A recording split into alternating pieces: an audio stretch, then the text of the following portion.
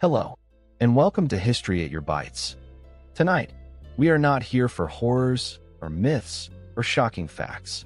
We are here to rest. So, I invite you to settle in. Close your eyes, let your shoulders fall, and take a slow, deep breath. The day is done. You've carried enough. The modern world is so loud, so fast, filled with endless rushing and notifications and noise. Your mind is likely still racing from it all. The problem is how to make it stop, how to find the off switch. But our minds don't often have an off switch. They need, instead, a quiet place to walk, a peaceful path to follow. So tonight, I am not going to tell you a story. I am going to invite you on a journey.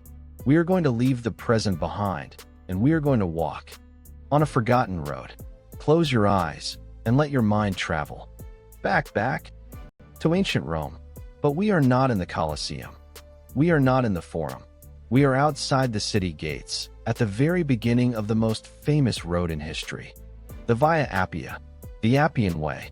They called her the Regina Viarum, the Queen of Roads. Let's begin our walk. Imagine, for a moment, what it feels like to stand here. It is just after dawn.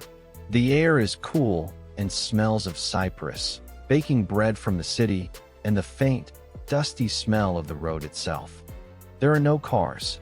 There are no engines. The only sound is the distant cooing of doves, the shuffle of sandals, and the low creak of a wooden ox cart beginning its long journey. You are here, too. Perhaps you are a merchant with a desire to sell your wares in the port of Brundisium. Or perhaps you are a pilgrim seeking a new life, a new start. That quiet, hopeful desire for something more. Your problems are simple ones. Will the day be hot? Will the inn be clean? You take your first step. The road beneath your feet is not gravel. It is a masterpiece of engineering. The stones are huge, polygonal blocks of dark, basalt lava, fitted together so perfectly that you can barely see the seams. They are smooth, worn down by centuries of travelers, soldiers, and carts. They feel solid and permanent, and cool beneath your feet. You begin to walk. Slap, slap, slap. The steady sound of your sandals on the stone. It's a rhythmic, lulling sound. On either side of you, the road is lined with tombs. Grand, silent monuments of stone, built by the rich who feared being forgotten. But they are not frightening. They are quiet guardians of the road. Some are grand, circular structures. Others are simple, carved stones. They are covered in ivy and wild roses. They remind you that the world is old, and your worries are very, very small. You walk past the last of the city's suburbs. The tombs grow farther apart, and the landscape opens up. You are in the Roman Campagna, the great, green countryside. The sun is starting to climb, and it warms your shoulders. The smell of the air changes.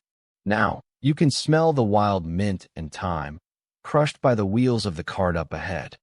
You can smell the sharp, clean scent of the tall, dark green cypress trees that line the road like soldiers at rest. You look to your left, and in the far, blue distance, you can see the long, impossible line of an aqueduct. A giant stone river, held up against the sky, marching silently towards Rome. The road is straight. A perfect, straight line, cutting through the low hills. You can see it stretching for miles ahead of you. There is no need to rush. The road will wait. You settle into a steady rhythm. The slap, slap, slap of your feet. The creak, creak, creak of the distant cart. The rustle of the wind in the umbrella pines. These are the only sounds. A small, green lizard darts out onto a hot stone, pauses, and is gone in a flash. You are not thinking about your job. You are not thinking about your bills. You are just walking. You feel a little thirsty. The sun is higher now, and the day is warm. You pull a small wooden flask from your bag. The water is cool and tastes of the earth. You are walking with a purpose, but it is a slow purpose. This road was built for legions, but it is used by everyone. A senator, carried in a litter by 8 strong men, passes you. They move quickly, but you simply step to the side, onto the dirt path next to the stones, and let them pass. There is no hurry. You are simply 1 foot in front of the other. As the afternoon begins to fade, the light turns to gold. It filters through the olive trees on the side of the road, making the silver-green leaves glow. The air becomes still. You can hear the chirr, chirr, chirr of the cicadas in the fields. It's a sleepy, summer sound. You are starting to feel tired. Your feet are dusty, and your legs ache just a little. A pleasant, weary feeling.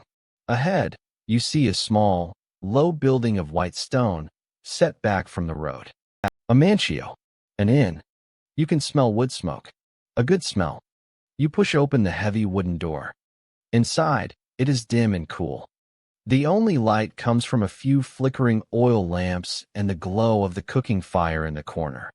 The innkeeper, an old woman with a kind, wrinkled face, nods at you. You are given a simple meal. A bowl of warm lentil soup, a hunk of dark, crusty bread, a few salty olives, and a small cup of watered wine. You sit at a rough wooden table. You eat slowly. The soup is warm and savory. The bread is dense and good. There is no loud music, just the low murmur of other travelers, speaking in quiet voices. The clink of a cup, the crackle of the fire. You have walked a long way. You have earned your rest. After your meal, you are shown to a small, simple room. There is no luxury here, just a bed of fresh, clean straw with a thick, wool blanket. You lay down. The straw rustles beneath you, and it smells sweet and dry. Through the small, open window, you can hear the sound of the Italian night, the endless, soft song of the crickets and cicadas. A distant owl. You are safe. You are warm. There is nowhere else to be. There is nothing to do, except rest. Your journey on the Appian Way is not over. But for tonight, it is done. You can feel your eyelids growing heavy. The road will be there in the morning. But for now, just listen to the sound of the night and the silence of the past. Let yourself drift. Let yourself sleep. Sleep. If you enjoyed this peaceful journey, perhaps you will join us for another. Subscribe for more quiet escapes into history. But for now, just rest. Good night.